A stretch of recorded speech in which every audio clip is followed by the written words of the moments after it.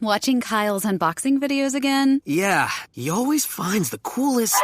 No way! A robot dog? Gotta ask where he got it. Or use your Samsung Galaxy S24 Ultra. Just draw a circle around the dog on your screen, and it shows you where to buy it right in the app. Whoa, I just learned a new trick. And that for once, I beat Kyle to the next big thing. Circle it, find it with the new Galaxy S24 Ultra and circle the search with Google. Get yours now at Samsung.com. Internet connection required. Results may vary based on visuals. Bare naked, bare naked, bare naked, ABCs.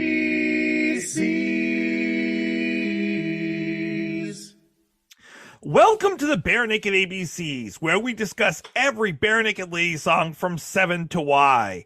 We discuss the adult songs and the kids songs. We discuss the major hits all the way to the rarities that people don't know exist. Which is one of the ones that we're kind of discussing tonight a little bit, and I'm hoping to highlight this a lot more. One of the reasons I was really excited to do this podcast is because I wanted to highlight songs like this that are kind of rarities and also support a really great cause. So hopefully to highlight that for more people, so maybe they'll go out there and get people to download it and donate more. So without too much more ado, I do want to kind of get to that. So I will introduce my co-hosts really quickly. Thank you for joining me, Aaron and Betsy. Hey.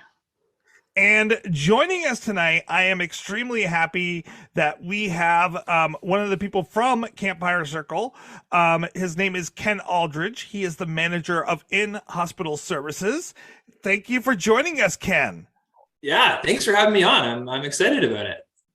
I am really excited. So the song that we're going to be discussing this week is This Is My Place. There's a kid who's just like me. When we sing around the campfire, we feel free. You won't believe what I just did. I climbed right up to the forest top like any other kid. Sing away.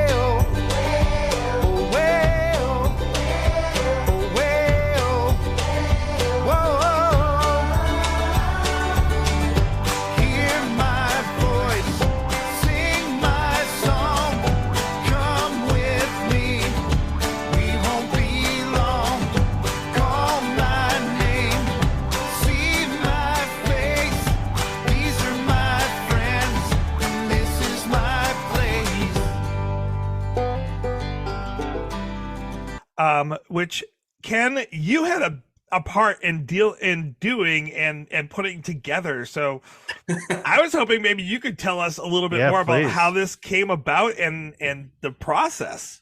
I mean, that is way too gracious. I certainly was around when the song was first given to camp. But Ed and Jim and the band, they get all the credit. By the way, just like I had a chance to listen to a few of the episodes. I'm a big fan of you folks as well. I love what you're doing. I've been a big fan of the band for so long. And it was neat to go back and check out some of the old episodes before doing this.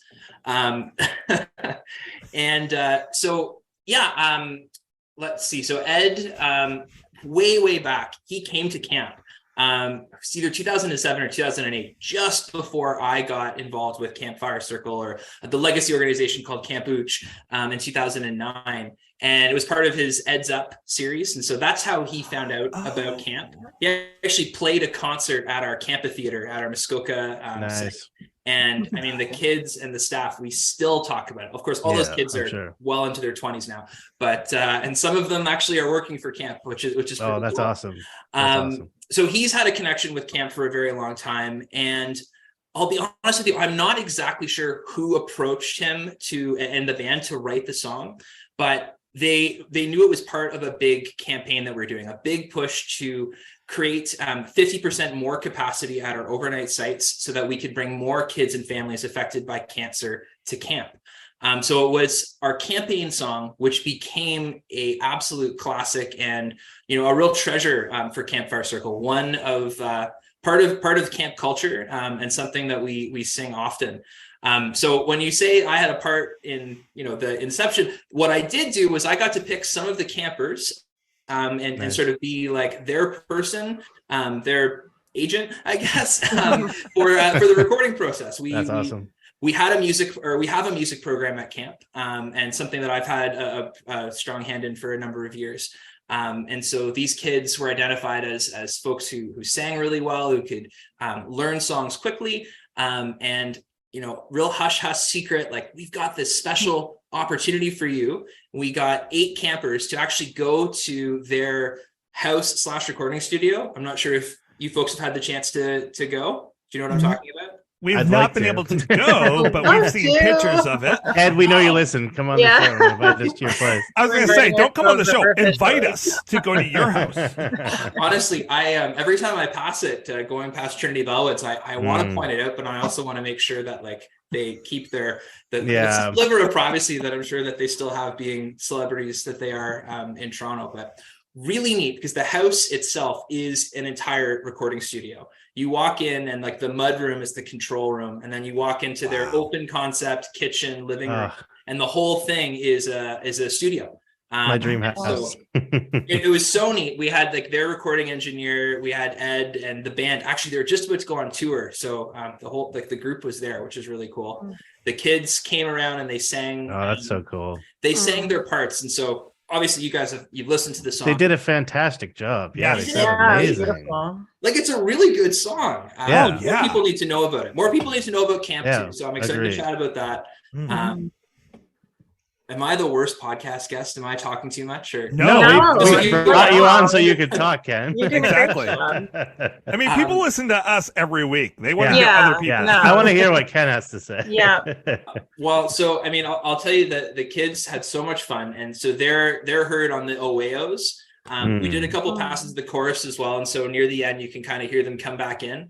But that callback piece with the kids and the it's I don't know, I get chills thinking about it, because I know all of those people. Some of them do work for camp now, because again, that's so cool. That was 8 years ago. Holy. And since then we sing at most campfires that we do. It is. We have a few songs at camp that were either written by campers or written for camp. We've got the Good Night song, we've got Siesta Time, and This Is My Place is one of our absolute all-time favorites. And so much fun to sing, really easy for the kids to learn. And then when you hear the recording itself with all of the, the mouth harp and, the big stand-up bass, and just, it's got that real campy feel, but still true to BNL. It's a really absolutely. Good time. Yeah, absolutely. But I didn't write it. I didn't have anything to do with anything other than just being. But you helped facilitate it come together. You deserve credit for that, and certainly the campers did such a fantastic job. We're going to talk a little bit more about that, I'm sure, because we'll talk about the music and what a very beautiful song it is. Yeah, well, and the campers were on point. They were very together. The harmonies were there. The singing at the same time. It really. They were in perfect sync. It was it very much you could have told me that was a professional choir of adults, aside from the voices, and I would have believed it. You know what I mean? It's just very, very professional, very well done. Mm-hmm. Well, and I can say during the process too, all of the guys that they work with, of course, are just top notch. And they really did. They got some great coaching, and they had a real recording experience. It was an afternoon. That must have been such a cool experience for them. It makes me so happy to think about those kids there doing that. That must have been so cool. Well, what an opportunity for them. Yeah, absolutely. Wow. So not shortly after there too, we had a gala event, and we asked many of the same campers to come back and perform live with Ed. Wow. Nice. So that was also really neat, cool. Because he brings him back to the green room, chats about camp. He's very personable. He really does.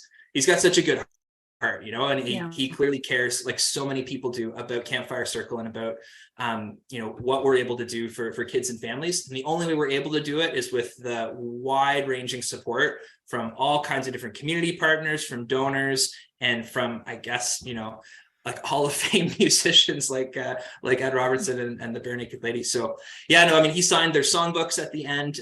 He let the caregivers come back because they really got a kick out of him too. The kids knew they were talking to someone who was, quite famous in the Canadian music industry, but the parents, they grew up like I did with Gordon and all those other great albums that, are just part of like the Canadian music canon at this point in time.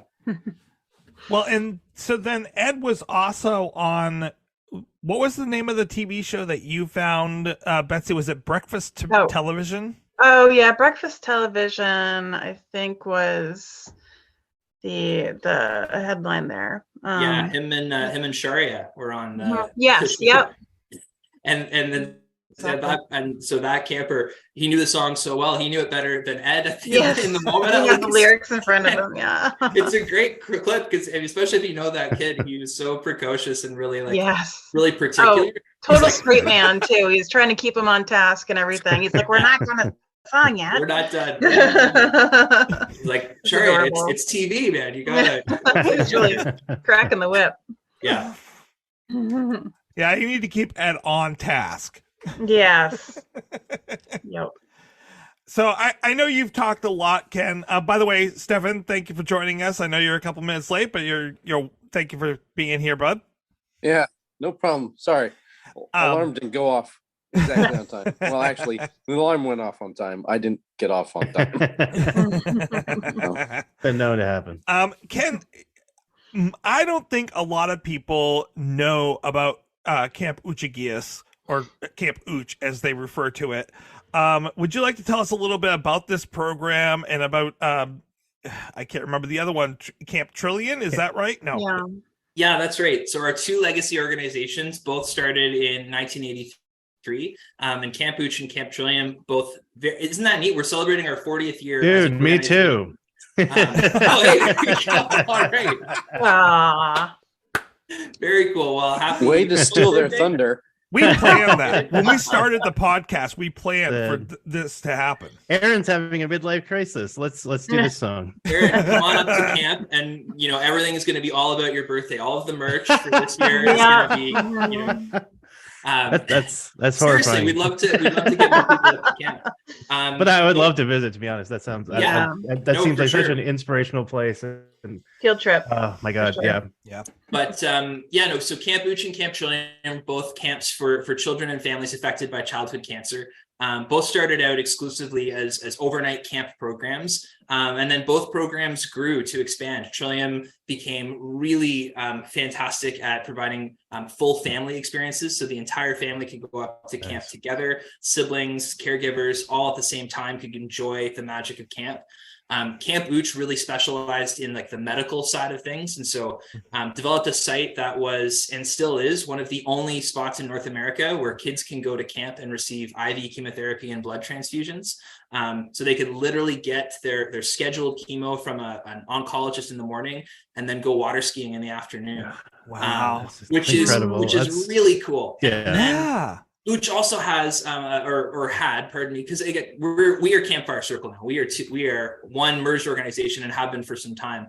But we, the legacy organization, both actually had hospital programs where we would meet the kids and the families, and where we still do. I'm talking in the past tense, but really it's easier to talk about Campfire Circle because that's who we are. And again, what's changed is the name, but what's not changed is the mission and the goals and the values that the organization has.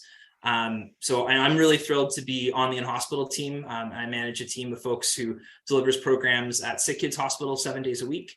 We have programs also at McMaster Children's Hospital and London Children's Hospital, where our programmers, really highly trained, incredible professionals, are going and meeting kids sometimes the day that they're diagnosed. We're doing programs for them, including music programs in their rooms at the hospital, no matter where they are, whether they're receiving bone marrow transplants, whether they are receiving routine chemotherapy or other therapies for their cancer treatment. And we also serve other life-limiting illnesses at the hospitals as well. Our programs outside of hospital right now is fairly exclusive to the oncology population. Mm-hmm. But in London, we serve all of pediatrics. And at Sick Kids, we also have programming on the multi-organ transplant and medical specialties unit. We do a lot of programming for kids with hematology considerations or diagnoses. And it's really cool. It also, as you said earlier, like absolutely takes a village. And so it was really neat to know that, a band like this was behind camp and kind of helped to put like the call out to folks. And that's really what it was all about. Again, starting out as a campaign song to help us to raise, I think it was about $35 million at the time. Again, expand camp to make it more accessible and to ensure that the programs could continue uninterrupted year round.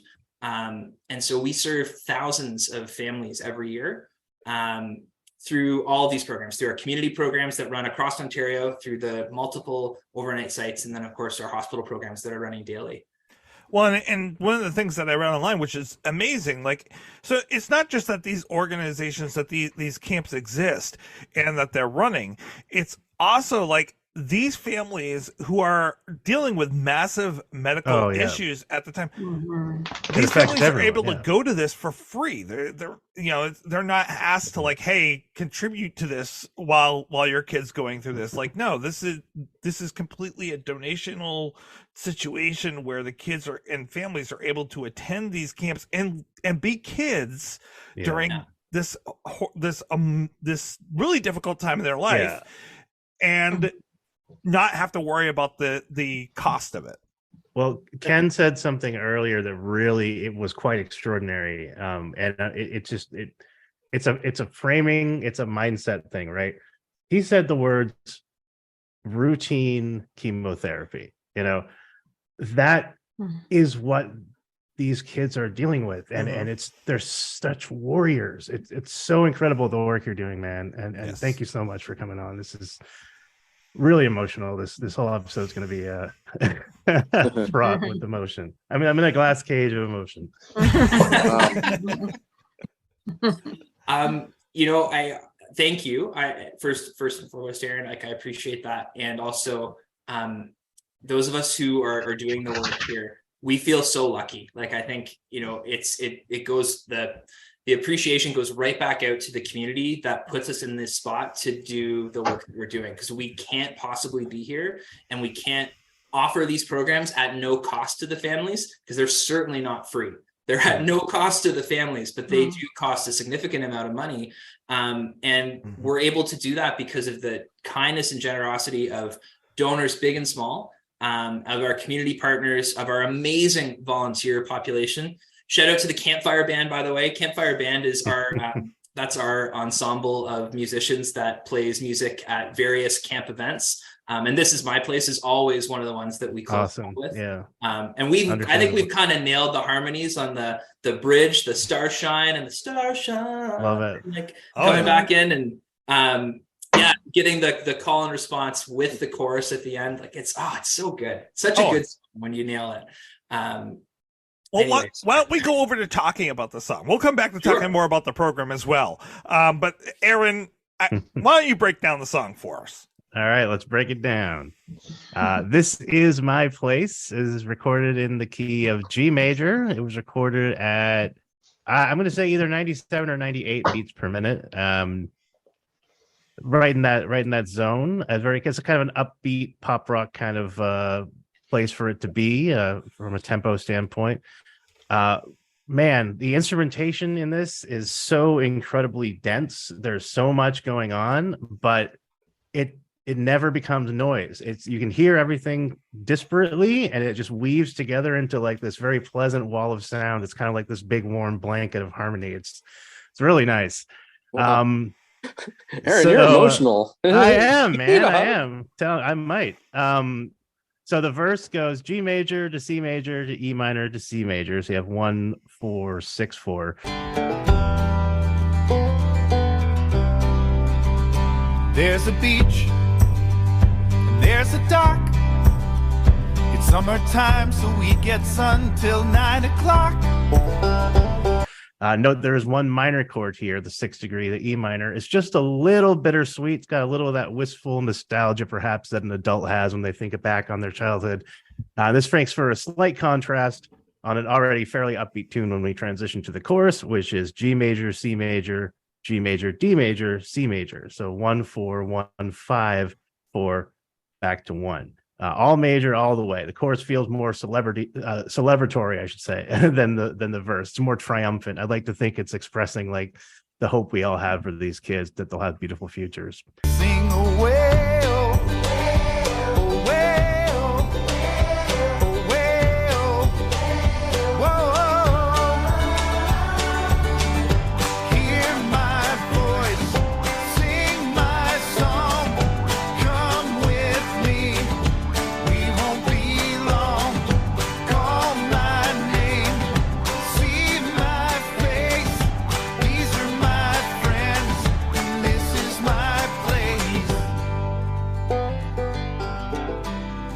And then the bridge, C major to D major, E minor, back to G major, and this loops until the end when we end on C major, so we can turn around. Stars shine, fireflies light up the sky, sparks rise, drift away from you and I. My, this could be a perfect night if the marshmallows are roasted just right. Back to a quick run through the verse changes with a mandolin solo.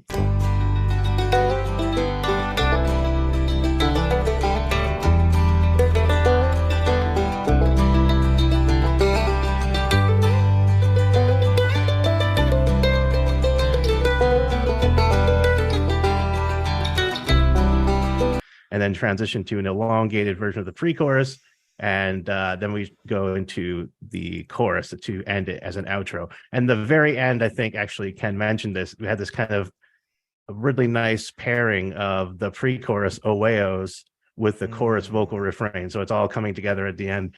Face, these are my friends, and this is my place. Hear my voice, sing my song, come with me. We won't be long.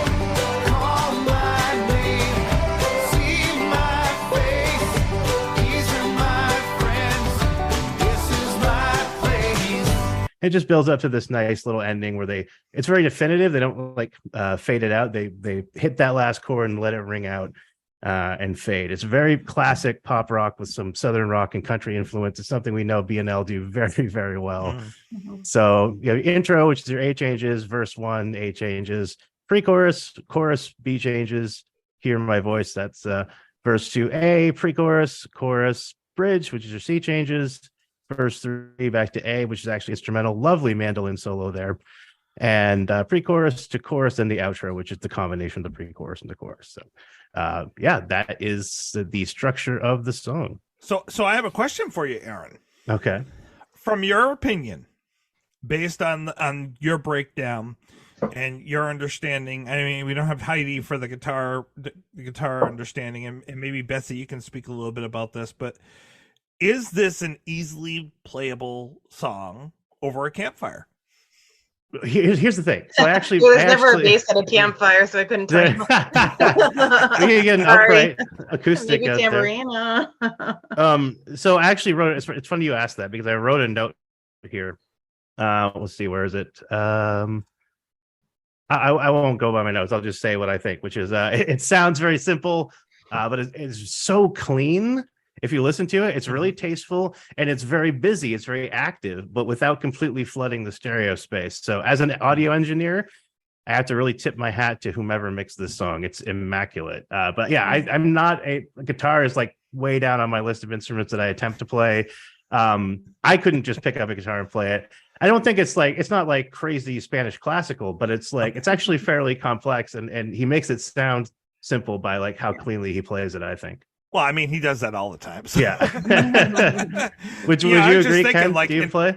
In terms of writing this song for a campfire, for that they could play at the campfire, is it a song that's easily playable at a campfire?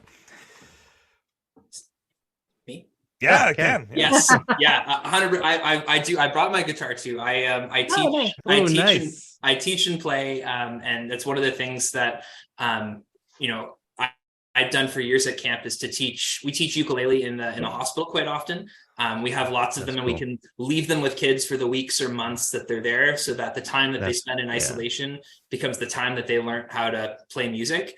And if you play uke, you know that uke is just a small guitar. It's the bottom 4 strings of a guitar capoed on 5.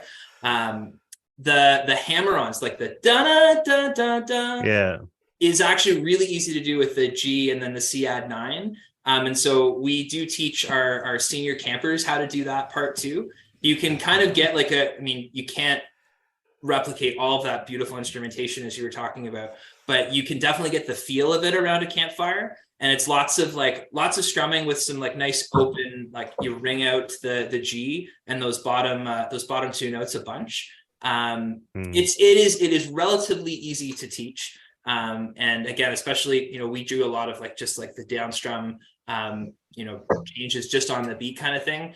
We get our campfire band, our kids and our volunteers playing that song around the fire all the time. You bet. That's awesome. That's absolutely awesome. That's fun. Now, Ken, you said that you're able to play it. Yeah. Oh, you bet. would you be indulge us? Please, Are you kidding? Oh my gosh. The Oweos aren't going to work well over Zoom, guys. Yeah. I'll try and do the echo, the call and response. Like up to the chorus kind of thing. Yeah, that'd be great. Whatever you feel comfortable, man. Wherever you would like to. Well, I'll give it a go. Yay. Nice.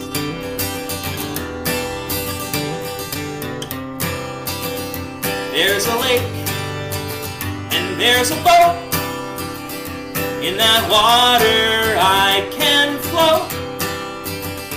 There's a forest with a trail. I can learn to navigate and learn to sail. There's a kid who's just like me. When we sing around the campfire, we feel free. You won't believe what I just did. I climbed right up to the forest top like any other kid. Sing away, oh, way, oh, away, oh, way, oh, way, oh, way, oh. Hear my voice, sing my song. Come with me, we won't be long. Call my name, see my face. These are my friends, and this is my place. That was beautiful. Thanks, Ken. Hey, no worries. Cool. I honestly, I love singing that song. It's so a much great fun. song. Yeah. We the great thing is that if our ears are bleeding when I'm re-editing that, I can go, well, that's gone. Sorry, I hope it wasn't. I think he was talking about his Oweos. Oh yeah, I was talking about me. What is that? Okay, Yeah, that was something, Tracy. That was auditory, Tracy. It was one of the songs ever. No, I said, I can edit it later. No, I think he sounded good. Kenny sounded great. That was fun. Yeah. Oh, Ken sounded great. Yeah. You said mandolin. Do you think it was a mandolin or do you think it was a banjo, Aaron? Both is the answer, my friend. The solo is Mandolin? played on the mandolin, but you can hear the banjo backing him up a little bit. The banjo's got that twangier, deeper sound, and the mandolin is a little more, I don't want to say petite, but it's a little more I don't know, how would you describe it, Ken? It's a little more high pitched, it's a little more pizzicato. It's not quite. Yeah, it sounds like it's a little bit up in the air. You know, it's like that little bird that's singing the banjo is like the change jingling in your pocket as you're walking down the street, and the mandolin's a little bird singing. Yeah.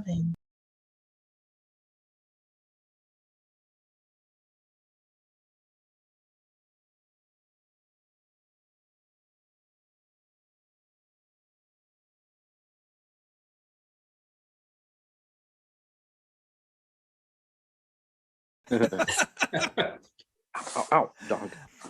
I think that What was it's a beautiful, simple song. And I mean, when it comes down to it, there's not many people in the world that can write a campfire song like Ed. I mean, that speaks coming from that background. That speaks to your question, Tracy, about ease of playing it earlier. And I think this is a great, because you can boil it down to something very simple that you can teach immediately. But then if you practice and practice, you can add in all the little embellishments. It becomes, so much more Baroque. So like, it's great because you can get into it at any level, and you can kind of like just grow with it and make it your own and do things with it. So yeah, I think it's a simple song, but it's done very well, and it's got a lot of ornamentation. It's got a lot of arrangement work that went into it, and you can tell they really delivered. Well, what's that instrument that goes wow, wow, wow? It's like the mouth harp. Oh yeah, the mouth harp. Yeah. Oh, that's what it is. Okay. Like it sounded like it belongs in the mouth thing. I wanted to know which one of them did that. Like, is it Kevin? Is it Jen? Like, who's? I would bet that it's Kevin. Yeah, he is the multi-instrumentalist. So that makes sense. He's probably doing that with like one hand on the piano still. Yeah, definitely. Yeah, entirely possible. He might have like a Bob Dylan juggling fire. Can do anything, honestly. I mean, Kevin is the Johnny Greenwood of Bare Naked Ladies. Johnny, we know you listen. Come on the show. The call and answers, I think, also make it a very classic campfire. Yeah, it's got that round energy, almost like singing "Row, Row, Row Your Boat," like that great scene in the Star Trek movie. Oh my god, I love that so much.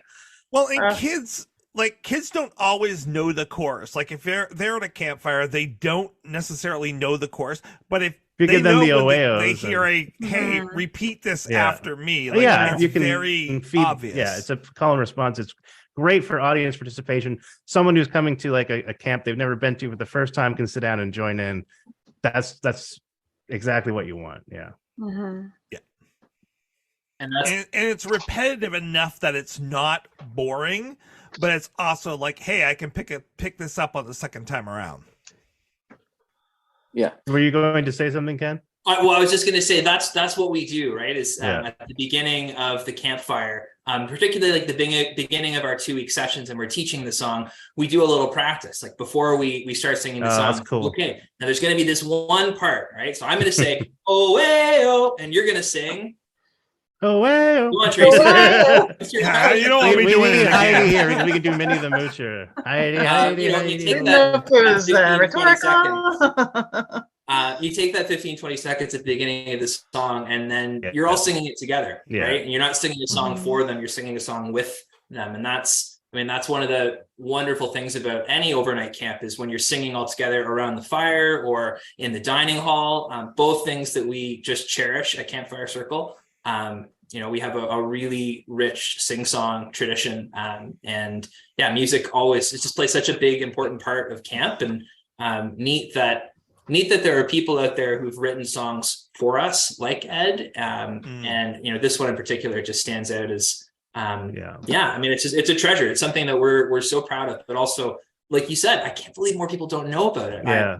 I wished it had made it like on a B-side of an album or something like that, but at very least it's out there in the world, and it's easy enough to find if you look for it. Well, it's a great song on its own, and then when you understand the context of the story surrounding it and what it represents, it just makes it even better, in my opinion. I was building off what you were mentioning, Ken, the Campfire songbook is amazing. I found it online. Oh, nice. And 100 pages of songs, which is just amazing. Yeah. Like, not only is this song in there, but like you have other really inspiring songs in there, as well as typical what people would consider like campfire songs for kids. You've also, you got ones like Green Grass Goes All Around, and you've got Boom Chicka Boom and Down by the Bay. Classic. But then you have like the classic rock songs of like some Beatles songs. You have this song. You have If I Had $1 Million. Of course. So like some really great inspiring songs in there as well, which is wonderful. Well, I want to say I did have a hand in that. I put that song. Nice. That's awesome. And we have a new one out. Well, I'd love to send you folks a copy because it does also some great songs in it. But yeah, no, it's we love to sing and expose kids to some classic. They maybe never heard of Joni Mitchell, and so in music class and you get Landslide on there. Gotta educate those kids. Absolutely. Nice. Yeah, that's cool. Anyway, and then $1 Million is always been a camp. Always. Call and Answer is a great one. It's not in the book, but that's a favorite of mine for sure. Brian Wilson. I adore that song. Oh, Brian Wilson too. Although I believe C is for that's one of my very few Immaculate 5 rated songs is Brian Wilson. Yeah. That's the song that really got me into BNL. I'd heard some of their more popular stuff, and then Tracy played Brian Wilson for me, and I just absolutely lost my mind. And I said, I have to know more about this band because they clearly have a huge range of what they can do. Ken, I wanted to ask you, what do you feel? What do you think of when you hear this song? I mean, to go right back to the recording, I think about those kids. Yeah. When I play the song, I think about camp. I think about the joy. So overnight camp for me is sometimes that's like the end goal. When we get a kid from diagnosis, from the day or several days or just shortly after they're diagnosed, and we're meeting them in the hospital, we are their support system throughout the journey, or we're part of their support system. Yeah, of course. There are so many amazing professionals we get to work with. Shout out really quickly to Child Life. It's Child Life Appreciation Month, and Child Life is just an amazing role at the hospitals. But anyway, sorry, tangent there. Being part of their support system, we then see them often come to a community program. We run family and camper only programs that are a day long in Toronto and also in communities across Ontario. And that's sometimes like the first time that they meet a volunteer, that they get to see like what their camp counselors are going to be like, and maybe a little bit of like what the flavor of like what camp looks like outside of the hospital. And then we get them to overnight camp, and then we get them sitting down in the camphitheater after they've had their swim tests and they've had dinner and they've unpacked, and they're kind of at the precipice of 2 weeks at overnight camp. And they're sitting there and they're looking out at the campfire, and if it's August, they're looking out at the stars. And if it's July, it's still the sun. But still, it's they're looking out at like this amazing experience in front of them. And for me, I'm looking back at them thinking, you're here. It's such a special thing. It is. And then they have that 2 week experience, and there really are. You search for the words sometimes. Kids come back from that 2 weeks just changed. And there's no other way to put it. They miss out on years of social normalization, of going to school, of going to birthday parties, of going to sleepovers. Many of these kids have never slept away from home. Maybe even not even going to like grandma and grandpa's house for a sleepover kind of thing, because of the fact that they're immunocompromised. Yeah. So families feeling safe enough to send their kids away to camp with us and with their doctors and with their nurses and with amazing volunteers and staff. It's hard not to like really feel great about that. And so when you're singing that song, or when I hear that song, it makes me think about all those opening campfires that we've sung, This Is My Place. And the message behind it, gosh, this is so maybe too cheesy, but like, this is their place. Yeah. Absolutely. This moment and the space and everything like that. And camp is a feeling. It's something that carries on beyond the time that they spend at overnight camp. And so it means all of that to me, that, this is my place is really like, this world is my place. And that, camp and that good feeling you get from it is ever present and really profound. And it changes lives. And I hope it doesn't sound like I'm tooting our own horn here a little bit. I think it deserves to be tooted, to be honest. It's completely at scale with how you should be talking about it. And I think camp for so many kids is that independence. It's that time to get away. It's the time to get out there and learn that they are independent human beings. They're having fun. They're learning the importance of outside. but what this song encompasses and what your camp encompasses is all of that, but for these kids that have had so much taken away from them that is normal. And as you mentioned, the socialization, the being able to go outside, the being able to go and be kids. In the song, it mentions like, I went to the forest top just like any other kid. Like, look what I can put, what I can do. Like, this isn't going to hold me back from that. And the song is so empowering that I would be crying watching kids sing this, because I'd be like, not just because like, oh, they're singing together, but because of what they're singing and how empowering it is, and like the fact that it's most likely building them up. I'd love to put that to the test, Tracy. You should come. And same with you, Aaron. And I would love to. And Betsy, and anyone who's listening, if you're interested in getting involved, Campfire Circle only is possible because of our amazing volunteer population. And it takes all kinds of folks with different experiences. It is not a camp full of 19-year-old rah, like camp counselor people. We have some of those, and they're fun. They're important. I way back used to be one of them. I've calmed down a little bit at this point, but still pretty loud. But we have folks, I'd say our average volunteer is between like 35 and 40. But again, a whole range of ages. We do have some folks in their 70s. Again, we've got some folks who are, university type students. We have a music studio. Aaron, I see you're in a studio. We have a recording studio up in Muskoka. Awesome. We're always looking for folks to come and help out with that. Oh man, that'd be amazing. There is generally a few times a year some open house events for folks who are interested in signing up just to see what camp is like for a brief moment and getting to see the site. There is also some really fun events that the entire, like the wider Toronto community can get involved with, like the Sporting Life 10K, which is this massive run that goes down Yonge Street. It shuts down traffic on Mother's Day. It is 20,000 plus people coming out to run and raise money for camp. And it's one of our signature events, and coming up in a few. Boy, I need to start training a bit more. Well, it's been cool. So legitimately, Ken, I want to make this happen. So let's stay in touch. I would love to get up there. I went to school for audio engineering, so I would love to like run the equipment, help record the kids doing songs and stuff like that. Sounds amazing. Yeah. And anything else I can do to help. But that I feel like, I could really, I'd love to contribute. So let's stay in touch. I'd love that. I mean, you've got my email, and then for anyone listening, campfirecircle.org is where you can find all the information that you would need to get involved volunteering. If you are so inclined to make a donation, again, we receive no government funding, no hospital funding. We rely solely on the donations and the contributions of community partners and volunteers and fundraisers. And so it is a really humbling thing that we're a part of such like a wide net of tens of thousands of people that make camp possible. They don't all get to see, though.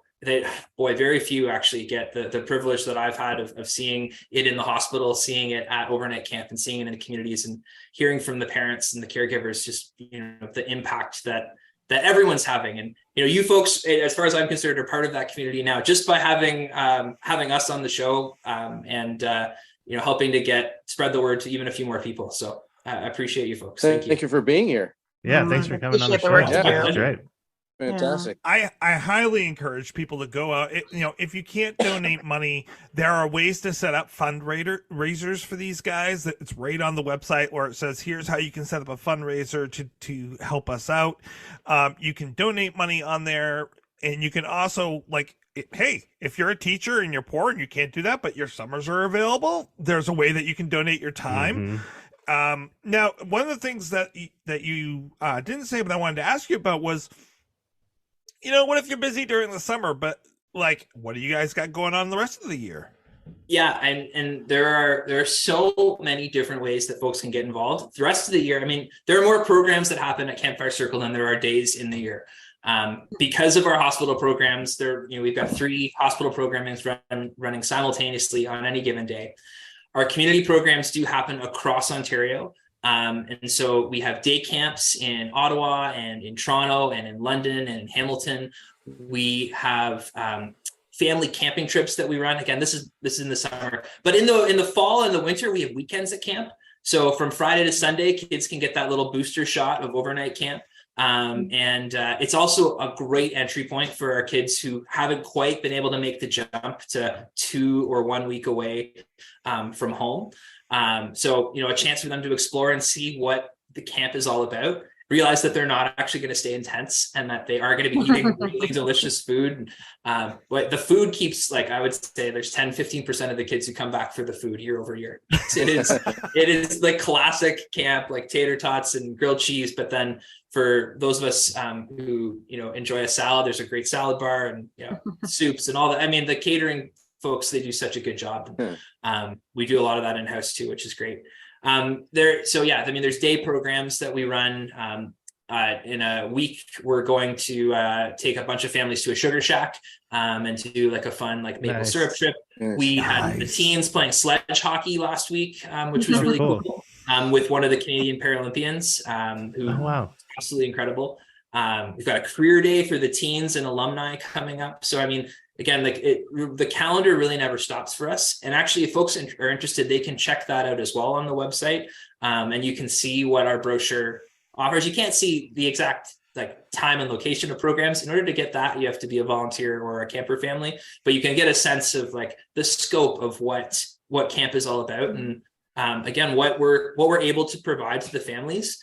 I'll say too, just really quickly, that what we're doing, it's driven by the families. It's driven by feedback that we've received over years and years and years of program development to identify what the needs are of these families, how socially isolating it is, even after they leave the hospital, where they don't have a lot of other people that they can get together with who understand what's going on. We're having a kid with cancer or being a kid with cancer. It's the least interesting thing about you because everybody's in that same boat. We also do a lot of bereaved family programs. So for families who have had a son or daughter or have had a camper die from cancer, they can still be part of our community. We have amazing family programs. We have sibling programs. And so, any sibling, any child of a family that's been affected by childhood cancer, they can continue to be part of camp until they turn 19, and then they can come work for me in the hospital. That's my dream for sure.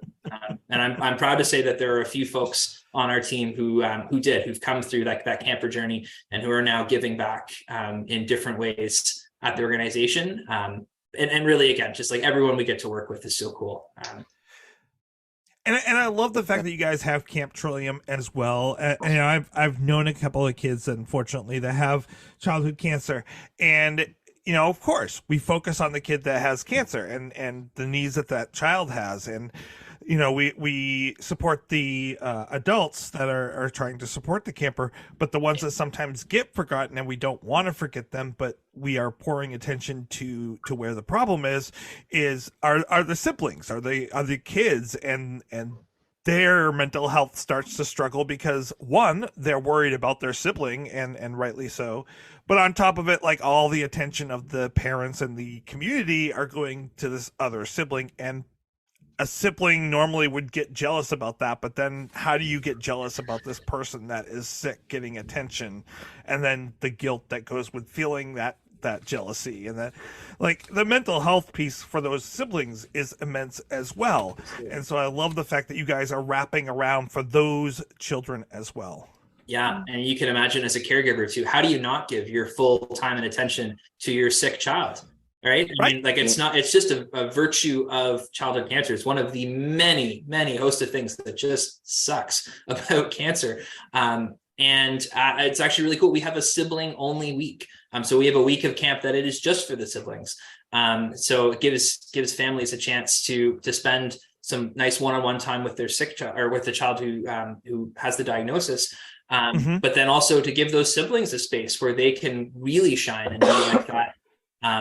Be the center of attention for a little while. Which is great. They're no longer a sibling of a child who has cancer. They are them. They are who they are. In any given summer, how many campers do you have come through your campsite? Yeah, it's a great question, and we haven't had any given summer in a little while. They've all been pretty exceptional summers, where we've done everything from virtual summer camp and camp boxes that were delivered, to modified versions of summer camp where it was families only. Last year we did run at reduced capacity, but we did have camper only camp back for the first time.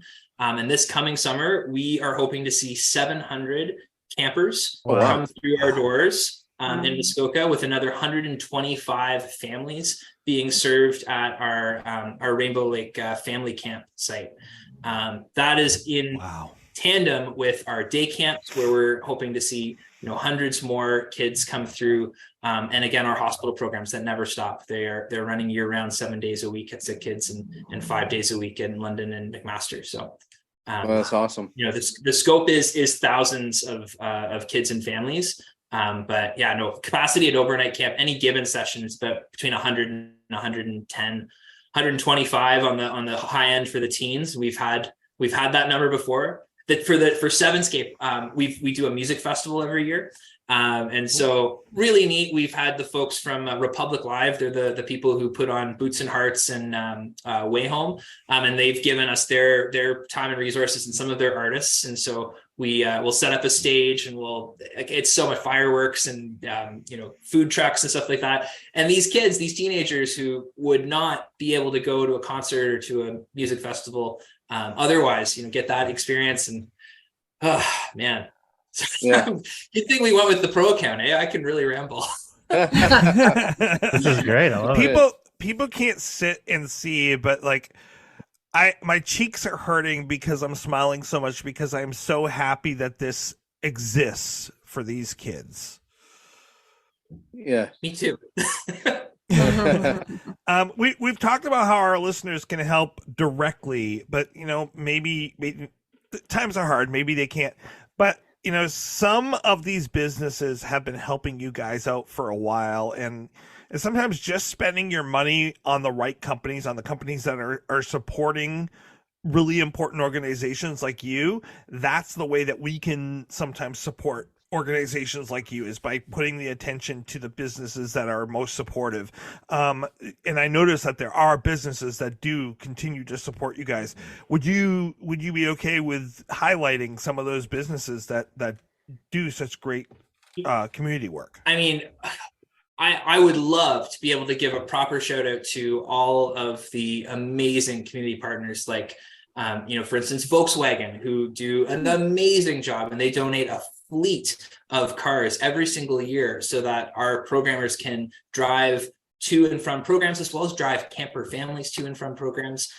So the vehicles that Campfire Circle uses are Volkswagen vehicles. So that's a really easy one for me. But the fact is, there are just hundreds of various levels of businesses. I hesitate to go too far down. I could say literally just before we got on the call here, we had Lego give us a shipment that's going straight to the hospital in the next couple of days. And I mean, not that Lego needs big ups from us, but I mean, they deserve. They're phenomenal people. There are so many. There really are. I might get in trouble if I don't mention the right ones. What I can say is, another way that folks can support is just by spreading the word. Liking us on Facebook and Instagram, following the stories and sharing them with your community, because you may inspire somebody else to become involved, to become a volunteer. One of our biggest donors ever was inspired because one of our volunteers posted about something, and then they, had a chat, and they're like, "Hey, you need to come and check this out." And, days later, there was a 7-figure donation made to camp, and it's just it's little things like that can translate and have that ripple effect. So really, nothing more than spreading the word. And then, of course, if there is other things that you're able to do, we do love to see new volunteers. This is actually the time to apply to become a new volunteer. We do one sort of intake period a year at the moment, and so that's happening currently. There's the run. If you're not able to run, can help support someone who is who's fundraising. And absolutely. I mean, again, just give us a like, give us a shout on the social media, and help spread the word a bit about camp. And if you find a spot to download the song, This Is My Place, which is wonderful. Like, add that to your, people still have iPods? Is it just me? Put it on your Discman. Discman. Add it to Spotify, and it's available on our SoundCloud too. We have a really cool SoundCloud account. I don't know if you guys found, or you folks found that one. A lot of those songs, but you'll hear my voice a bunch, but a lot of the kids' recordings as well, and some really neat stuff that has been done at different studios across Toronto, and at different programs and things like that. So do you have any places where people can buy the song, download it, and the money goes to this wonderful organization? Yeah, it's one of the things that Ed mentions in that breakfast television. He's like, where do you download it? If the funds aren't going there, they better. And which I think was really sweet, because again, it was all happening so quickly, and he's always just been, again, so generous with his time. There are spots where you can find the song for free, which is fantastic. You can purchase it on Apple, on iTunes, and the funds would go to camp at that point in time, I believe. But really, I mean, we want people to hear the song. And so, we wanted to make sure that it was available for our campers and for our volunteers and our wider population. And I think the hope is that by people listening to the song, that there'll be a greater impact than the $79 or $29 that might come from an individual download. So I think the hope is, listen to the song. You can find it for free, or if you can, if you find a spot to pay for it, that's great. But absolutely, SoundCloud and Spotify, it comes up right away. This Is My Place. And it's just a great tune. Like, I just hope everybody checks it out, just like I hope everyone checks out camp. And then from there, like I said, who knows what could happen, right? So. That's right. Jeff Bezos, we know you listen. Is that right? Don't come on the program. We want you to donate. Donate, please. That could be a game changer. Yeah. Really. Well, I'm no Jeff Bezos, but I do have a video game streaming channel that often does fundraisers, and I'm here in Maine, so we have raised over $1,000 for the Barbara Bush Children's Hospital in Portland, Maine. But I am starting to think that maybe this year we could do something with Campfire Circle. That would be really incredible, Aaron. And kudos to you for what you did for the folks in Maine there. That's awesome. Well, there, I mean, like, I want to do more. So let's stay in touch about me volunteering, because I would love to 100% Toronto and do that. Yeah. You've got my email. I'm happy to chat anytime. Awesome. Well, so is there a trouble with Tracy? We should probably put some numbers. Wait, is there a trouble with Tracy on this song? Oh, there's no trouble with Tracy with this song. Well, there's a trouble with Aaron, my friend. Oh, there is? What's the trouble with Aaron? My one complaint about this song. Makes you cry too much? Well, okay. I was chopping onions, Betsy. Right, no, totally. It was raining in the rain. It was raining on my eyes. Very dusty. Snakes and salamanders under logs. Clearly, there was a missed opportunity here to reference Pollywog in a bog. All right. So wait, before we wrap up, Ken, it is wonderful to have someone who pronounces the word house like I do. In the stream, I'm usually the odd one out. I'm like the half Canadian on. I represent Canada, I guess, when it comes to the Bare Naked ABCs. So I have to ask you the same question I ask every Canadian guest who comes on. Obviously, it's a Bare Naked Ladies show, so it's usually pretty weighted. But if you had to pick, you can love them all, but if you had to pick BNL, Rush, or The Hip. Oh, whoa. Yeah, I know. Aaron. Okay. I threw in Rush now. I've been just doing BNL or The Hip, but I'm going to give you the right answer, but I do want to say I'm from Kingston. I went to the same high school as the band. Rob Baker was or still is the uncle of a friend of mine growing up. Oh wow. We grew up on The Hip, but no, I told you, Gordon was on it's the a car fantastic all the time. I can still do grade 9 all the way through. Nice. It's just so much fun. And and really like a lot of that album. I mean, when I think of like Canadian bands, it's so hard though. You're gonna make it's tough. I know that's a real tough one. Why I'll say BNL, it's because I can sing with the kids a lot more. I mean, we have a few hip songs in the songbook as well. You would have seen Wheat Kings, nice, Ahead by a Century, both in there. There's no Rush. No Russian. Well, Rush is pushing it a little, but trying to play Rush around the campfire. Come on. I mean, I do know all the words to YYZ, like completely memorized. But that was a tough sell to get into the songbook. No, I mean, how could you not on this podcast? And also absolutely iconic. They're the only band that I've really had some kind of interaction with too, and they're just such gentlemen. They seem like really nice bunch of dudes. Yeah, most definitely. So you may not be familiar, Ken, but we rate every single song. We rate it from 0 to 5. 5 is our island playlist. 0 as many decimal points as you want too. As many decimal points as you want. 0 is we wish that the song never existed, that it would just disappear and never come back. I'm gonna make these guys go first, just so you can kind of think like where you would like to rate it. But guys, I'm thinking somewhere. I think our rating system should be campfires this week. How many campfires? Yeah, absolutely. Sounds good. All right, so I'm gonna put the. How many thousands of dollars are you donating to Campfire Circle? Whoa! Okay. Let's put our money where our mouths are.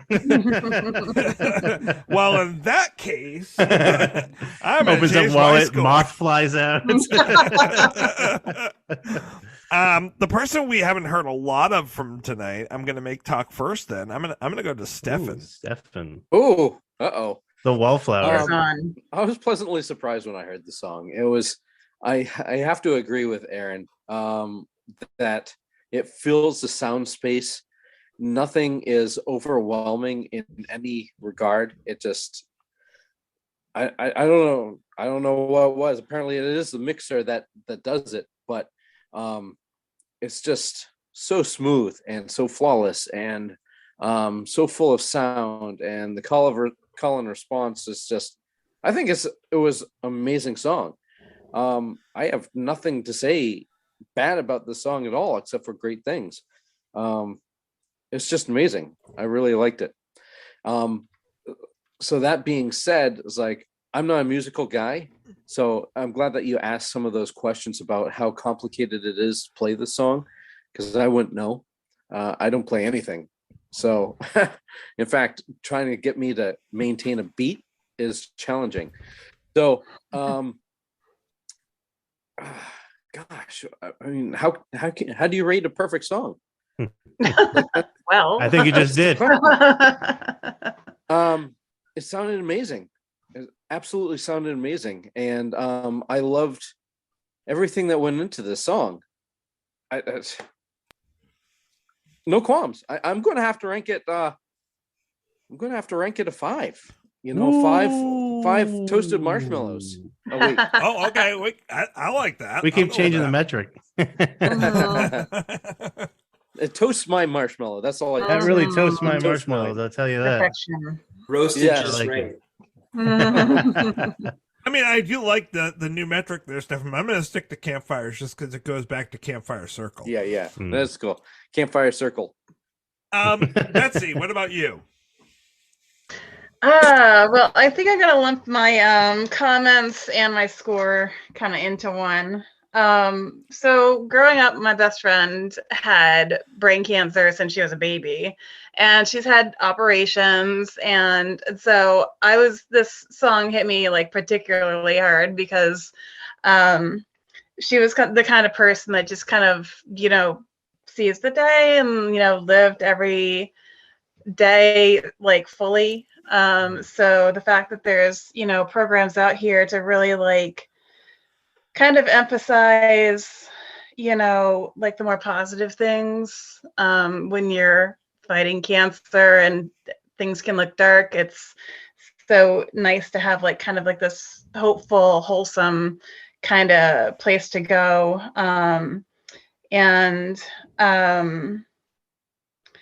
So I think for me, I mean, this song is really catchy. Everything about it kind of, captures what it's like to be at camp, but also, has the relatability of these kids are, just trying to feel like any other kid. And so their focus kind of shifts back to just, having a great quality of life. So I can't rate it a perfect score because it makes me cry every time. But I would give it a 4.8. Very nice. That's still good, Betsy. It's still good. I think so too. Thank you, Stephanie. I mean, you have a reason there, Betsy, for not giving it a perfect score. I can back behind that. Aaron, what about you? Ooh, all right. Well, a couple of things I need to preface this. Ken, I don't know if you're aware, I'm somewhat of a tough critic of songs. And the other thing that you may know about me, if you listen to a few episodes, is I like really dark and depressing and moody music. But having said that, I can appreciate a good upbeat pop song every now and then. And I really did enjoy this one. Tracy mentioned, 0 as we would unmake the song if we could go back in time, and then 5 being like it's immaculate, perfect, wouldn't touch a thing, wouldn't change a thing. There's another metric, which is if you rate it a 4 or above, we would put it on at the end of this. We're going to basically make custom playlists of all our 4 and above songs. And is it worthy of going on that playlist? Without a doubt. Immediately, the song is worthy. So it's at least a 4, right? And as I was researching Campfire Circle and when you were telling the story about the recording session and everything, like it took on even more meaning for me and it made me connect with the song all the more. It's a really pretty song. It's one of those haiku-esque word paintings that Ed does, lyrically speaking, but it very much conjures up and that Jim. Essence. Yeah, and Jim.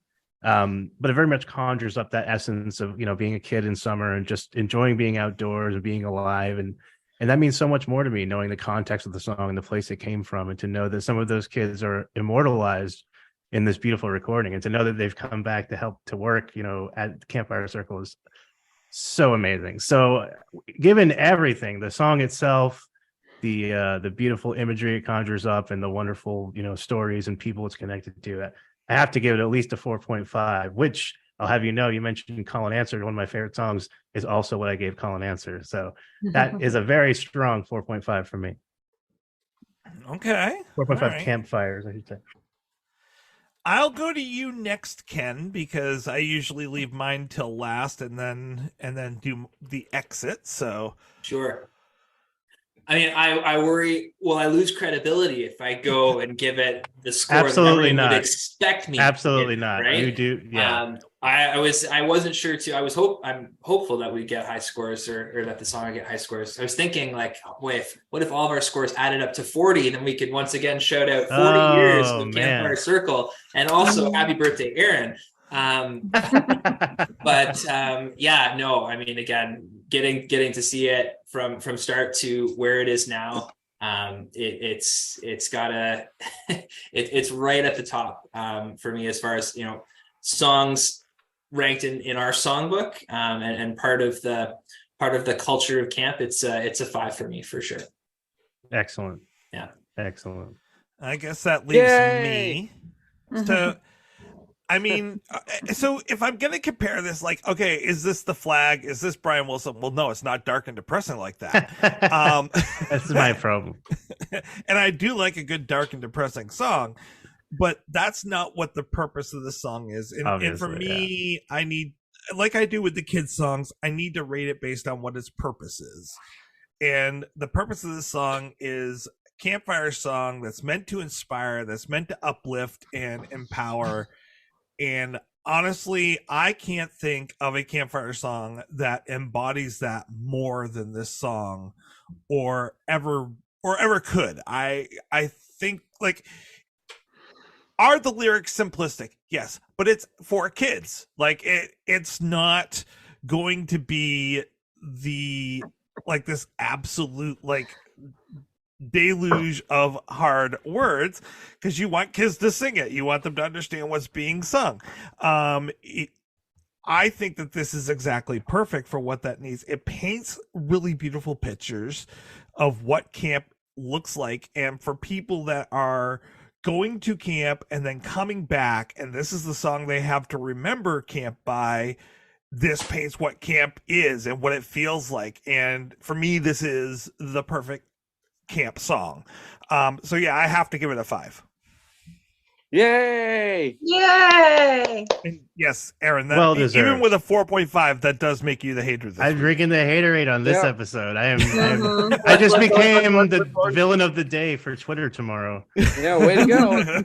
For what it's worth. You were spouting out some pretty good stuff there earlier, Aaron, and you just I didn't obviously love the song. It's on my best of playlist. It's great.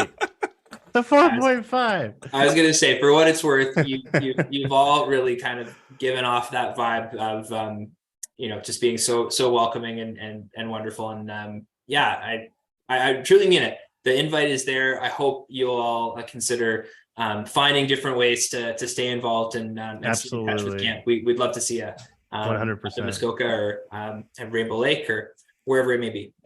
Yes. Thank you so much for coming on, Ken. It's been great talking to you. And It's been good to meet you. So guys, I guess that I guess this is the point where I'll say thanks. That was fun. But I'll also say I guess this is where it ends. Oh, okay. I was wondering where you were going with that. Well played, clerks. Thanks, that was fun. Don't forget, no regrets, except maybe one. To celebrate joining Pantheon Podcasts, Rock Camp, the podcast, the official podcast of Rock and Roll Fantasy Camp, is giving away a guitar signed by Mike Portnoy of Dream Theater, Marty Friedman, formerly of Megadeth, and legendary shredder Zakk Wylde, plus our rockstar counselors like Vinny Appice, Monty Pittman, and more. To enter to win, simply follow, rate, and review our podcast on your preferred platform, and that's all you have to do. For more information, go to rockcamp.com/podcast.